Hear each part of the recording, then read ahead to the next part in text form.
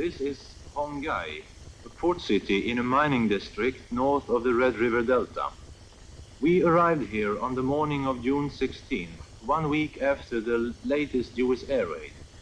Before then, the city was attacked on May 10th and June 7th. In 1968, when I last visited the place, after 4 years of bombings, Hong Gai had suffered little damage. Then it was the coal fields and the small mining towns up in the mountains that were bombed the hardest. More than 10,000 people lived in Hong Gai. Most were miners and their families. They lived in small one-family houses in rows along the streets or in 2- and 3-story apartment houses. This was Hong Gai's drugstore. Now the staff has dug a tunnel down through the wreckage to the medicinal stores. They are trying to save what was not destroyed in the bombings.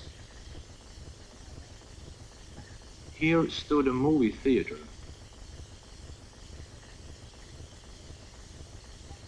This was the bus terminal. Where the waiting room used to be, there are now just deep bomb craters. The marketplace, where Hong Gai's inhabitants bought vegetables, fish and poultry, was situated near the center of town. A large number of bombs were dropped here in the 3 air raids in May and June.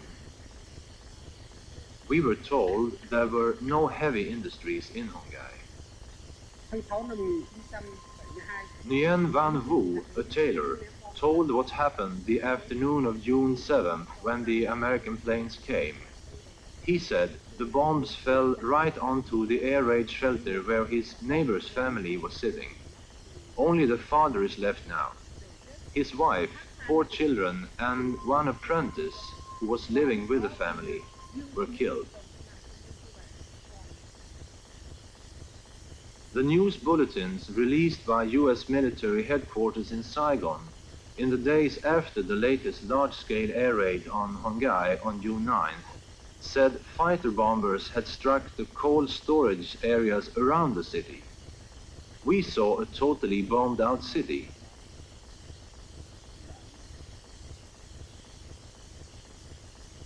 The port and the cranes adjoining Hong Gai, which we visited but couldn't film, had not been bombed.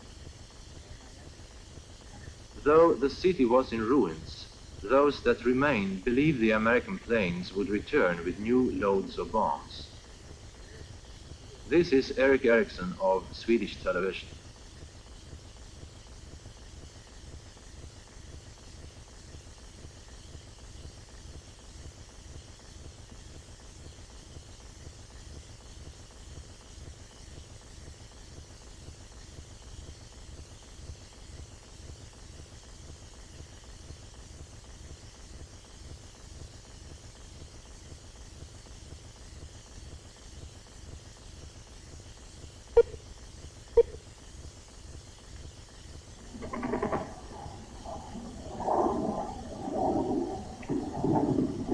There were several bombing raids during the 2 weeks in June when I was in North Vietnam.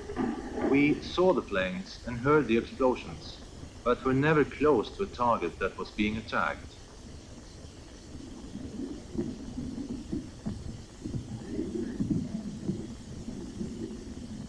New types of bombs are constantly being used against North Vietnam.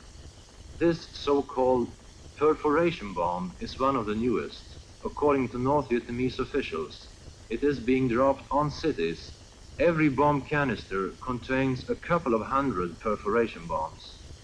The canister opens in the air and the bombs are scattered. Dr. Nguyen Long said, in the attack of the village of Luong Dong, perforation bombs were mainly used against the civilian population, who were asleep when the attack came. Here are some fragments from a perforation bomb. Here is one, and here is another, which we have removed in operations. A characteristic of the perforation bomb is that it releases very small fragments, which produce very severe injuries, such as the Injuries on the girl Tam's head. The textile city of Nam Dinh, out in the Red River Delta, is one of the most severely bombed cities. During May and June, Nam Dinh was attacked repeatedly.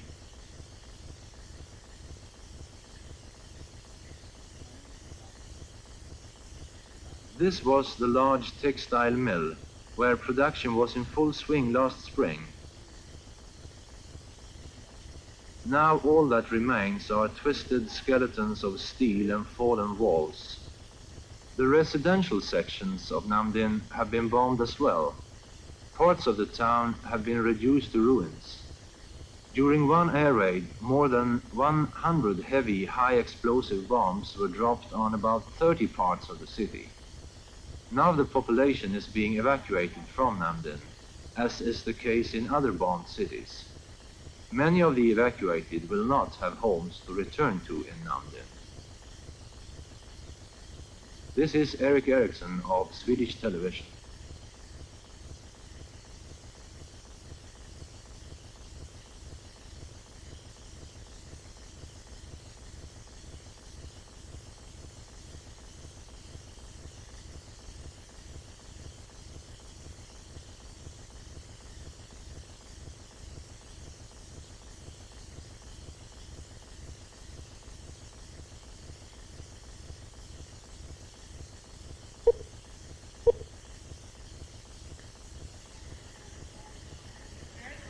Before April 16th, 320,000 people lived in Haiphong. But since the air raids began, some of the population has been evacuated. Though air raid alerts sounded daily in Haiphong, life continued almost as usual. One need only walk a few blocks from this heavily traveled street in the city center, however, to arrive at the areas where the American bombs were recently dropped. In recent months, Haiphong was bombed repeatedly. Large residential areas in the central parts of the city were destroyed. In this residential district, 700 families lost their homes in one single raid on the 16th of April. Many of the homeless return daily to the ruins in which their relatives were killed. Pham Thi Min lost her entire family, her husband and 2 sons, in this area of Haiphong.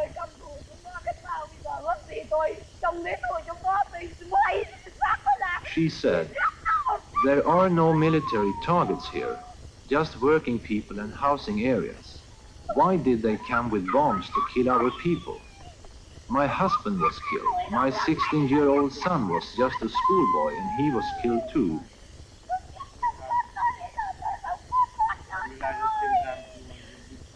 I hate the aggressors very much. I could kill them. They destroyed our happiness. I can't stand it any longer." Small villages also have been hit. Phuc Loc is near Haiphong. On the night of the 16th of April, the American B-52s arrived. 142 bombs were dropped. 121 structures were destroyed. 63 people were killed, 61 were injured. Most of those in the village wore the white headband of mourning. The North Vietnamese would not allow pictures to be taken of the port area or industrial sections of the city.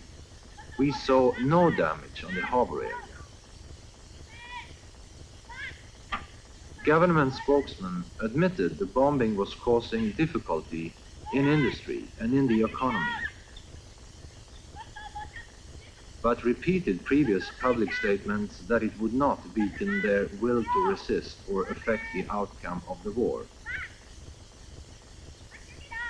This is Erik Eriksson of Swedish television.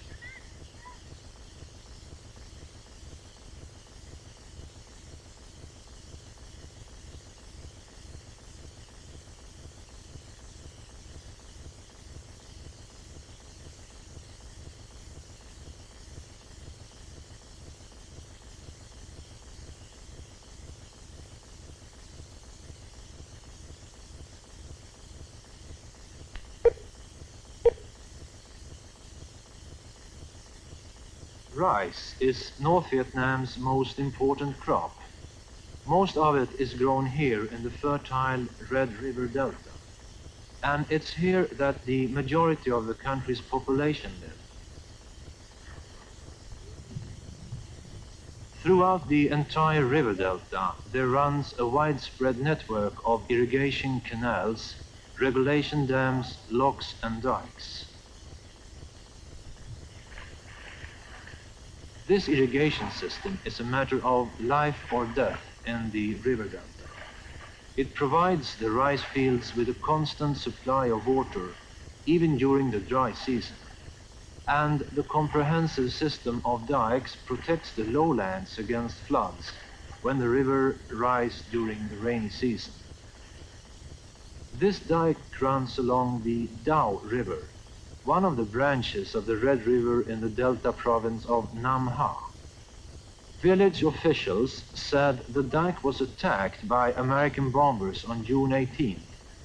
We arrived here on June the 23rd. We saw two places about half a mile from each other that were bombed. At the most seriously damaged site, the dikes were broken. There were several deep bomb craters on the dike. Next to it, there also were a large number of bomb craters.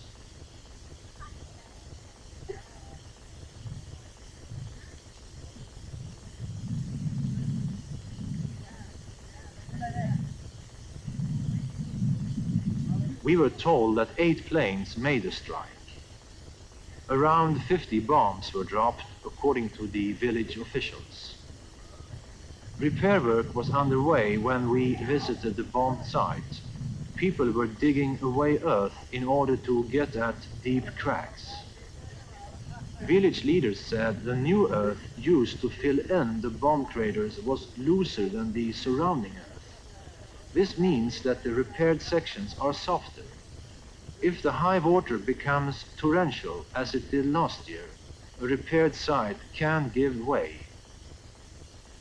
The dike on the River Dao protects an area containing 12,000 acres of rice fields. 70,000 people live here. If the dike collapses, they will be confronted with flooding and the loss of their fall harvest. Despite denials in Washington, the North Vietnamese are afraid that the dikes are one of the targets in President Nixon's bombing offensive against so-called economic targets. This is Eric Eriksson of Swedish television.